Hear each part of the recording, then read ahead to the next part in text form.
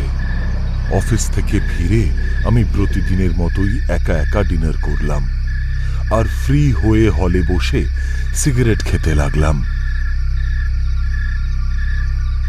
সব সময় অবশ্য এরকম হতো না। এই বাড়িতে আমার সাথে আমার বন্ধু রবিও থাকতো, কিন্তু হঠাৎ দিল্লিতে চাকরি পাওয়ায় ওকে নয়ডা ছেড়ে চলে যেতে হচ্ছিল। মাত্র 2 সপ্তাহ হয়েছে রবি দিল্লি চলে গেছে। এর মধ্যেই আমার খুব একা একা লাগতে শুরু করেছিল। আমি ওর কথাই ভাবছিলাম। ঠিক তখনই মোবাইলে ওর মেসেজ এলো। আমি উত্তর দিলাম। আমার সঙ্গে থাকার জন্য একটা মেয়ে আসছিল যে আমাকে চেনে পর্যন্ত না। হয়তো রবিকে চেনে, সেই কারণেই হয়তো ও আমার উপরে ভরসা করে আসছে। রবিকে লেখা মেসেজ অনুযায়ী আমি সেদিন সময় মতোই বাড়ি পৌঁছে গেলাম আর 8টার মধ্যেই খাওয়া দাওয়া করে ফ্রি হয়ে গেলাম। মাঝে মাঝে ঘড়িটার সময়টার দিকেও তাকাচ্ছিলাম। যখন 9টা বাজলো তখন মনে হলো রবি হয়তো আমার সঙ্গে ঠাট্টা করেছে, কিন্তু ঠিক তার পরের মুহূর্তেই ডোরবেল বেজে উঠল আর আমি দরজা খুলতে গেলাম।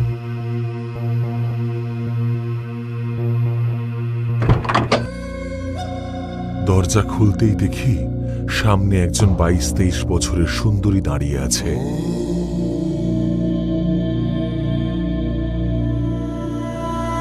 আপনি কি সেই? আমার নাম সানিয়া। আপনার কাছে কোনো ঘর খালি আছে? আমি বুঝলাম রবি ওকে পাঠিয়েছে, আর ওকে আর কোনো প্রশ্ন না করে ভেতরে ডেকে আনলাম।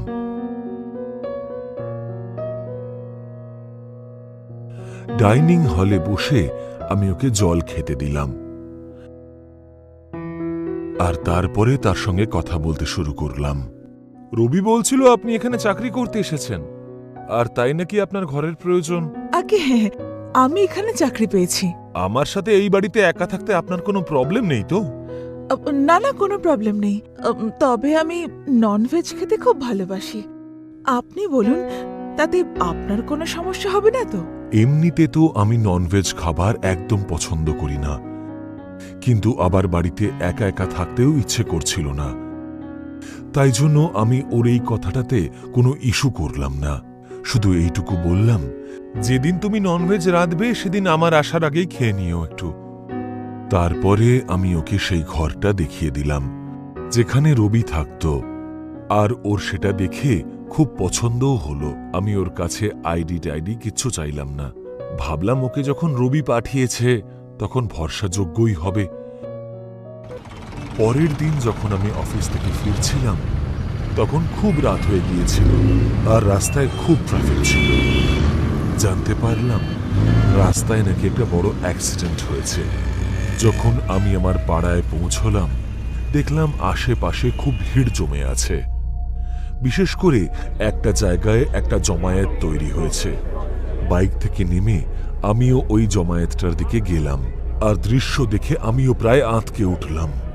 রাস্তায় একটা লাশ পড়েছিল, বা বলা ভালো অর্ধেক লাশ। লাশটার শুধুমাত্র পা থেকে বুক পর্যন্ত অংশটাই রক্তে মাখামাখি হয়ে পড়েছিল, বাকি শরীরটা ছিলই না। চেনার উপায় নেই যে লাশটা আসলে কার ছিল। তার ছেঁড়া জিন্সটা দেখে এইটুকুই বোঝা যাচ্ছিল যে লাশটা কোনো পুরুষের। কিছুক্ষণের মধ্যেই সেখানে পুলিশ চলে এলো, আর আমিও নিজের বাড়ির দিকে রওনা হলাম।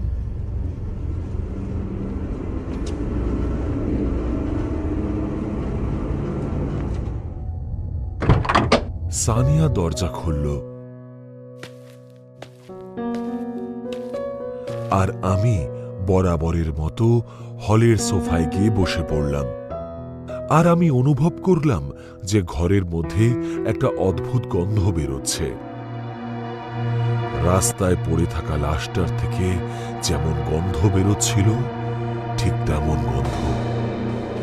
আমি বুঝতে পারলাম যে ও আজও ননভেজ বানিয়েছে, কিন্তু গন্ধটা আমার পচা মাংসের মতো লাগছিল। ও তখন কিচেনে আমার জন্য খাবার সাজাচ্ছিল, আর আমি ওকে আড় চোখে দেখছিলাম। কিন্তু ও আমার চোখের দিকেই তাকাচ্ছিল না। আমার ইচ্ছে করছিল আমি ওকে এই ব্যাপারে জিজ্ঞেস করি, কিন্তু তখনই মনে পড়ল যে ওকে রবি পাঠিয়েছে। তাই আমি চুপ করে গেলাম। কিন্তু এই গন্ধের ব্যাপারটা প্রায় ঘটতে থাকলো। তার মানে হলো ও প্রায় দিনই নিজের জন্য মাংস রান্না করত। কিন্তু ব্যাপারটা আমার খুবই অদ্ভুত লাগছিল, কারণ মাংস থেকে এত খারাপ গন্ধ তো বেরোয় না যতটা আমার বাড়ি থেকে বেরোচ্ছিল। মনে হতো যেন পচা মাংসের গন্ধ। ইদানিং শহরে বেশ কিছু মানুষের নিখোঁজ হওয়ার কথাও শোনা যাচ্ছিল। আর এই ব্যাপারটার দিকে আমার নজর এই কারণেই পড়েছিল কারণ সব নিরুদ্দেশ লোকেরাই আমার বাড়ির আশেপাশেই থাকত। ধীরে ধীরে কিছুদিন কেটে গেল, আর দীপাবলির দিন এগিয়ে আসতে লাগলো। দীপাবলির ঠিক একদিন আগে যখন আমি অফিস থেকে ফিরলাম, তখন দেখলাম আমাদের প্রতিবেশী দেবাংশ আমার বাড়ি থেকে বেরিয়ে আসছে। আমাকে সামনে দেখে প্রথমে তো ঘাবড়ে গেল সে, তারপরে বলল, হ্যালো অমিত, কেমন আছো? আমি ঠিক আছি। আমার সঙ্গে কোনো কাজ ছিল নাকি? যা শুনে সে হাসল আর বলল, না না, তোমার কাছে কোনো কাজ ছিল না। আমি তো শুধু সানিয়ার সাথে দেখা করতে এসেছিলাম। এটা শুনে আমার খুব খারাপ লাগলো, কারণ দেবাংশ সারা পাড়ায় বখাটে ছেলে হিসেবেই পরিচিত ছিল। ওর সাথে আমার আর কথা বাড়াতে ইচ্ছে করল না, কারণ আমার জানতে ইচ্ছে করছিল যে সানিয়া ওকে নিজে কেন ডেকে এনেছে, নাকি সে ইচ্ছাকৃতই আমার বাড়িতে এসেছিল। বাড়িতে ঢুকে আমি প্রতিদিনের মতো সোফাতে বসলাম, আর সানিয়া আমাকে জল এনে দিল। সানিয়া, ওই দেবাংশ এখানে কেন এসেছিল? দেবাংশ খুবই হাসি খুশি আর ভালো ছেলে। যে কাজই করতে বলা হয় ফটাফট করে দেয়। এমনি একটুখানি দেখা করতে এসেছিল। এটা শুনে আমি বুঝতে পারলাম যে ও দেবাংশের সম্বন্ধে ভালো করে জানে না, কিন্তু আমি ওকে কিচ্ছু বললাম না, আর ডিনার করে নিজের ঘরে চলে এলাম। আমি হঠাৎ একটা জিনিস লক্ষ্য করলাম যে মাংসের ওই গন্ধটা এখন ওর ঘর থেকেই বেরোচ্ছে। হয়তো আমার কারণেই সানিয়া ঘরে বসে খাবার খায়। ৪ নভেম্বর ২০২১, দীপাবলির দিন। এটাই সেই দিন যেদিন সানিয়ার সব মিথ্যে ধরা পড়ে গেল। ওই দিন আমিও ৮টা নাগাদ অফিস থেকে বাড়ি ফিরলাম। ভেতরে ঢোকার আগে আমি দেখলাম যে দেবাংশ আমার দরজার সামনে দাঁড়িয়ে আছে। আমি ওর কাছে যাওয়ার আগেই দরজাটা খুলে গেল, আর সানিয়া ওকে ভেতরে নিয়ে গেল।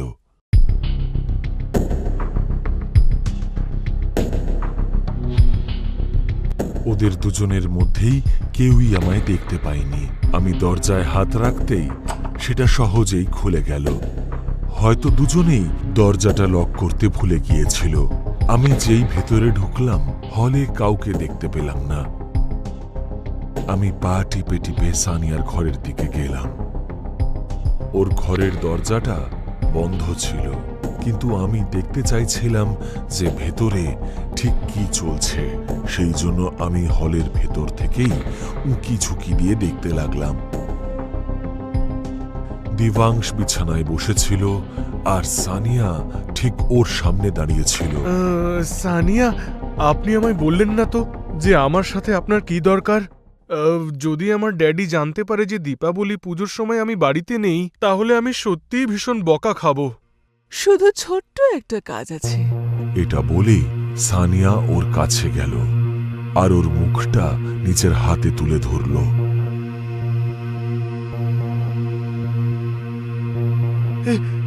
এটা আপনি কি করছেন? আমার নতুন শিকারের প্রস্তুতি। ওর চোখের রং বদলে গিয়েছিল, আর দাঁতগুলো নেকড়ের দাঁতের মতন ভয়ঙ্কর হয়ে উঠেছিল। সানিয়া ওর হাতের বুড়ো আঙুল দুটো খুব জোর দিয়ে ওর চোখে ঢুকিয়ে দিল।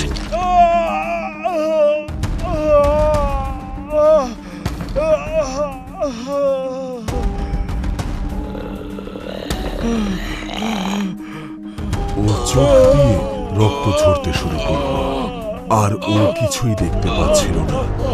সানিয়া ওকে ছেড়ে দিল, আর এইভাবে ওকে ছটফট করতে দেখে হাসতে শুরু করল।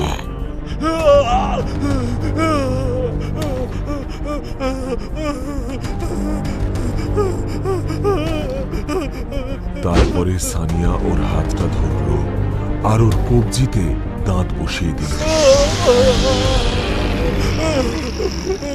আমি ভিতরে গিয়ে ওকে বাঁচাতাম, কিন্তু সানিয়ার নতুন রূপ দেখে আমি স্তম্ভিত হয়ে গেলাম।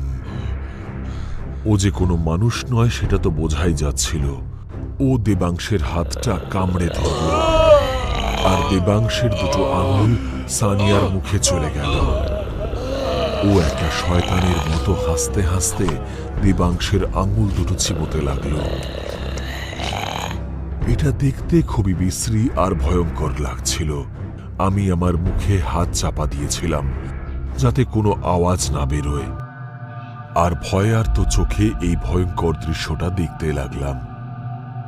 আমি সানিয়ার মুখ থেকে আসা চিবোনোর আওয়াজ আর দেবাংশের মুখ থেকে বেরোনো আর্তনাদের আওয়াজ শুনতে পাচ্ছিলাম। এবার ও দেবাংশের হাত দুটো পেছনে মুড়ে ধরে ঘাড়ে কামড় বসালো আর একটা মাংসের টুকরো মুখে নিয়ে চিবোতে শুরু করল। তারপরে ও ঘাড়ের অন্যদিকে কামড় বসালো আর ও রক্ত চুষতে শুরু করল। এইবারে দেবাংশ খুব জোরে চিৎকার করল। সানিয়া ততক্ষণ ওকে ছাড়ল না যতক্ষণ না ওর চিৎকার আর শ্বাস বন্ধ হয়ে গেল। দেবাংশের মৃত শরীরটা মেঝেতে পড়ে গেল। এবার সানিয়া ওর পাশে বসল আর ওর মৃত শরীরের প্রত্যেকটা অংশ মহানন্দে চিবিয়ে চিবিয়ে খেতে লাগলো। ঘরে অত্যন্ত দুর্গন্ধ ছড়িয়ে পড়েছিল, আর এবার সেটা বাইরে আমার নাকে এসে লাগলো। আমি বুঝতে পারলাম আজ অবধি যে গন্ধটার জন্য আমার অস্বস্তি হচ্ছিল সেটা আসলে মানুষের মাংসের গন্ধ। আমার খুব জোরে জোরে নিঃশ্বাস পড়তে লাগলো। দেবাংশের মৃত্যুর পরে জায়গাটা খুব নিস্তব্ধ হয়ে গিয়েছিল। হয়তো সেই কারণেই আমার নিঃশ্বাসের আওয়াজ সানিয়ার কানে গিয়ে পৌঁছে গেল। আমি জানি অমিত, তুমি বাইরে দাঁড়িয়ে সবকিছু দেখছ। নিশ্চিন্তে থাকো, আমি তোমায় কিচ্ছু করব না, কারণ তোমার বাড়িতে আমি আমার পছন্দসই খাবার খেতে পারছি। এটা শুনে আমি খুব ভয় পেয়ে গেলাম আর সঙ্গে সঙ্গে জানলা থেকে সরে এলাম। ঠিক তখনই বাইরে থেকে পুজো পাঠের আওয়াজ শুনতে পেলাম।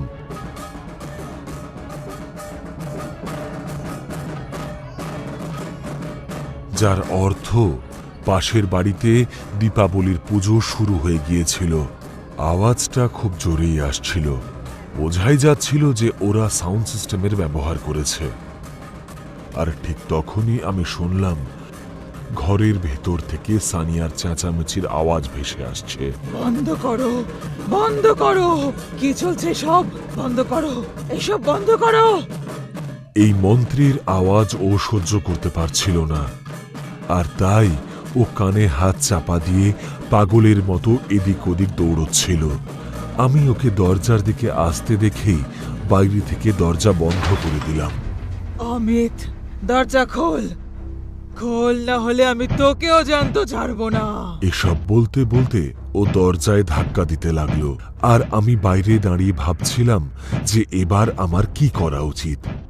ও যখন মন্ত্রের আওয়াজ সহ্য করতে পারছে না, তাহলে এর সাহায্যেই ওর থেকে মুক্তি পাওয়া যাবে। আমি ছুটে প্রতিবেশীর বাড়িতে গেলাম।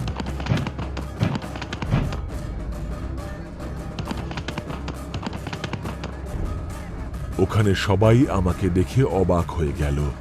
সবাই আমার ভয় ফ্যাকাশে হয়ে যাওয়া মুখটা দেখছিল। সেখানে আমি একজন স্বামীজিকে দেখতে পেলাম, আর আমি ওর কাছে গেলাম। আপনি শিগগিরই আমার সঙ্গে আসুন, খুব বড় বিপদে পড়েছি।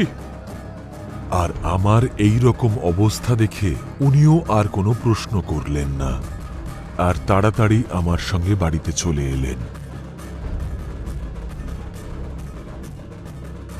সানিয়া তখনও বন্ধ দরজার ওপার থেকে দরজা খোলানোর জন্য চেঁচাচ্ছিল। দরজা খোল, খোল, না হলে আমি তোকেও মেরে ফেলবো। স্বামীজি আমার সঙ্গে ওই দরজাটার সামনে গিয়ে দাঁড়িয়ে পড়লেন আর আমার দিকে তাকিয়ে বললেন, এই অশুভ শক্তি তোমার বাড়িতে থাকতে পেরেছে কারণ তুমি এই বাড়িতে হয়তো কখনো পুজোই করো না, আর এখানে ভগবানের কোনো মূর্তি বা ছবিও নেই। আমি এবার এর হাত থেকে কি করে মুক্তি পাবো স্বামীজি? আমি জানতে চাইলাম। স্বামীজি প্রথমে নিজের গলা থেকে একটা মালা খুলে আমার গলায় পরালেন আর তারপরে আমায় বললেন, যেই আমি মন্ত্র জপ করতে শুরু করব, তুমি এই দরজাটা খুলে দেবে আর ওই সামনের দরজায় দাঁড়িয়ে ওকে বেরোতে বাধা দেবে। যতক্ষণ ওই মালাটা তোমার গলায় আছে, ও তোমার কোনো ক্ষতি করতে পারবে না। স্বামীজি যেই মন্ত্র জপ করতে শুরু করলেন, আমিও দরজাটা খুলে দিলাম আর সোজা সামনের দরজায় গিয়ে দাঁড়িয়ে পড়লাম। স্বামীজির মন্ত্রোচ্চারণে সানিয়ার কান ফেটে যাচ্ছিল। ওর রূপ আরো ভয়ঙ্কর হয়ে উঠল। ও চেঁচাতে লাগলো আর স্বামীজিকে চুপ করতে বলল। স্বামীজি মন্ত্র জপ করতে করতে হাতের কমণ্ডলুটার ভেতরে হাত ঢুকিয়ে বারবার ওর গায়ে জল ছেটাতে লাগলেন। যেই ওর গায়ে জল এসে পড়ছিল, ও ছটফট করতে শুরু করলো। যেই ও দৌড়ে আমার কাছে এলো, আমি খুব ভয় পেয়ে গেলাম। কিন্তু যেই ওর চোখ আমার গলায় পরা মালার ওপরে পড়ল, তক্ষুনি ও পেছনে সরে গেল। ও বাইরে বেরোনোর কোনো রাস্তা খুঁজে পাচ্ছিল না। তারপর ঘরের জানলার দিকে তাকিয়ে সে বলল, এখন না হয় চলে যাচ্ছি, কিন্তু আমি আবার ফিরে আসব। তোর মৃত্যু নিশ্চিত, অমিত। ওকে আটকাও! স্বামীজি বললেন। কিন্তু ও খুব জোরে দৌড়ে জানলা দিয়ে বাইরে লাফ দিল আর ওখান থেকে পালিয়ে গেল।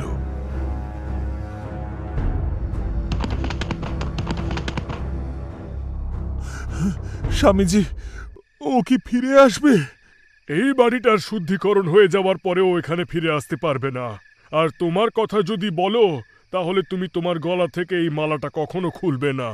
স্বামীজি এইটুকুই বললেন আর তারপরে উনি আমার পুরো বাড়ির শুদ্ধিকরণ করার পর থেকে আজ অবধি আমি ওকে আর কোনোদিনও দেখতে পাইনি। কিন্তু ওর ওই কথাটা এখনো আমাকে অস্বস্তিতে ফেলে, যেটা ও বলেছিল, আমি আবার ফিরে আসব। আর যেই ওই কথাটা আমার মনে পড়ে, আমার মুখ থেকে বেরিয়ে আসে